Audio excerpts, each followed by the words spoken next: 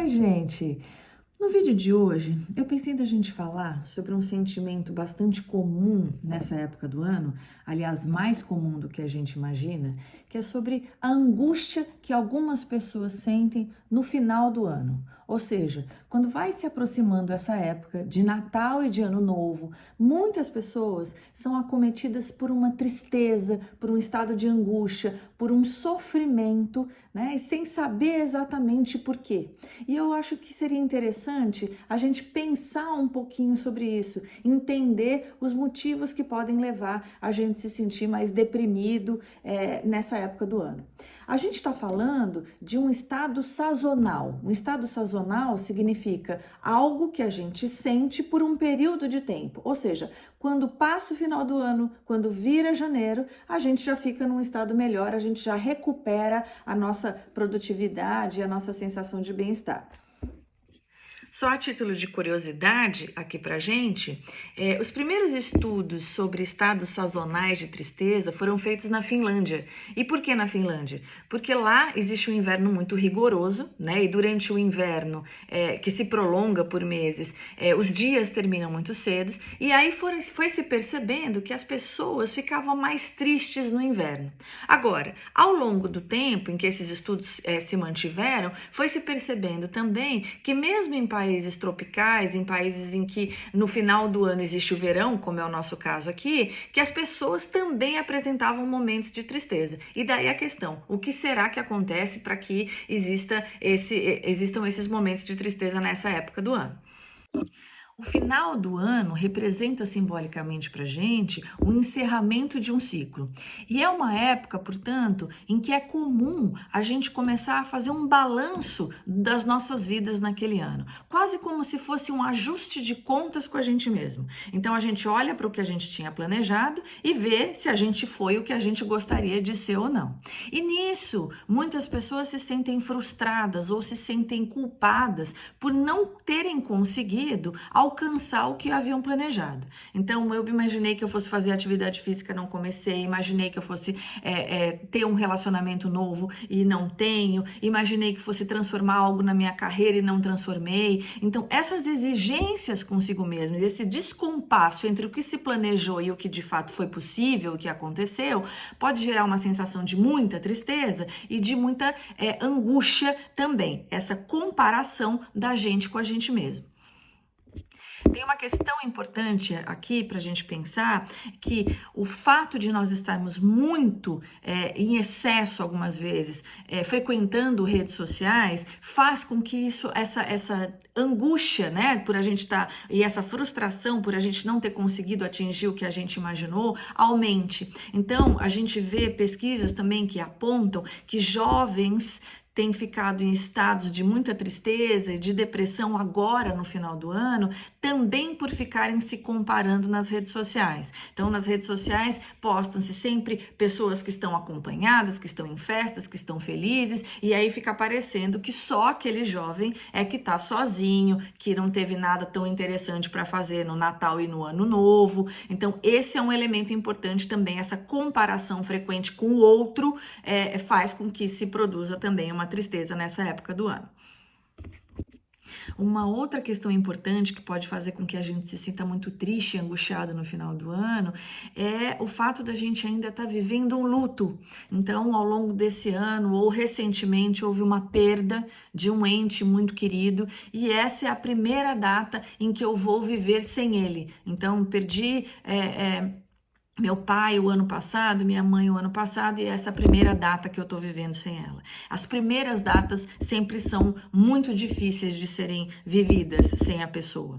E não somente estou falando aqui de lutos recentes, mas de lutos que podem ter acontecido ao longo da vida, no passado, e que ainda não foram completamente elaborados. Essa é uma questão importante de se pensar. Na medida em que o tempo vai se passando, é importante que a gente vá conseguindo elaborar o luto. Se ele não é elaborado, ele é retomado em uma data como essa, por exemplo.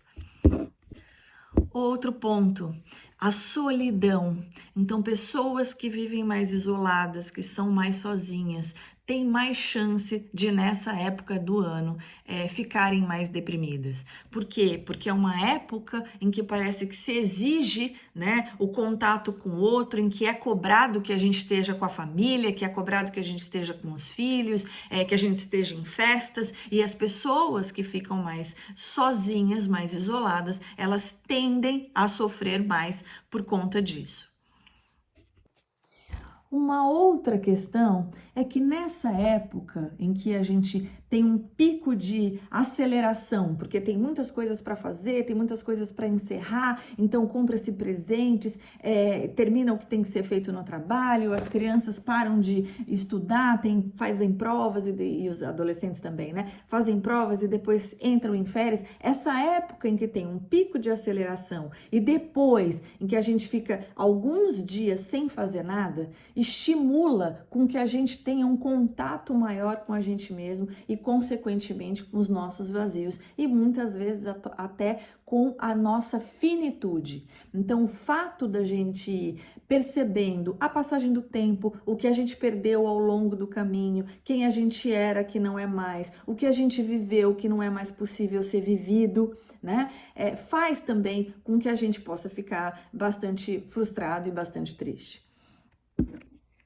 E nesse processo, né, da gente entrar mais em contato com a gente mesmo e, consequentemente, com as nossas faltas, com os nossos vazios, esse é um momento também que a gente entra em contato com as nossas histórias de vida e especialmente com a nossa infância. Natal faz com que a gente entre em contato com a nossa infância. Algumas pessoas têm registros de infância que foram muito felizes, em que se sentia muito amado, em que se sentia muito completo, e outras pessoas não. Outras pessoas têm histórias de mais frustrações de infância, de sofrimento, de dificuldades, de coisas que foram desafios de serem vividos, né? Então, isso parece que é retomado nesse momento em que a gente tá aí mais reflexivo também, especialmente no contato com as nossas famílias, né? O final do ano é uma época de contato com a família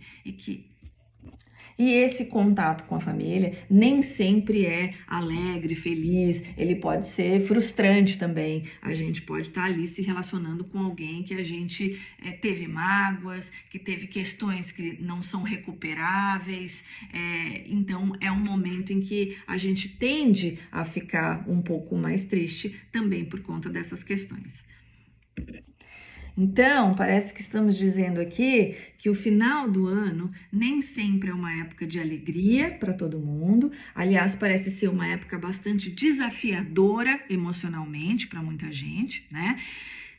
Há uma tendência aí de algumas pessoas a se sentirem mais deprimidas nesse momento? Sim, há. No geral, pessoas mais melancólicas, pessoas que viveram histórias de vida muito difíceis, pessoas que têm tendência à depressão ou que já tiveram episódios de depressão, podem ser mais suscetíveis a terem esses estados sazonais de tristeza aí no final do ano. Agora, qualquer um de nós também pode ser acometido por isso. Por quê? Porque as emoções, elas se movimentam, né? As nossas emoções, elas estão em constante movimento dentro da gente. Então, a gente pode retomar algo que estava ali guardado e que a gente nem sabia e que, de repente, floresce no final do ano, que o final do ano ativa.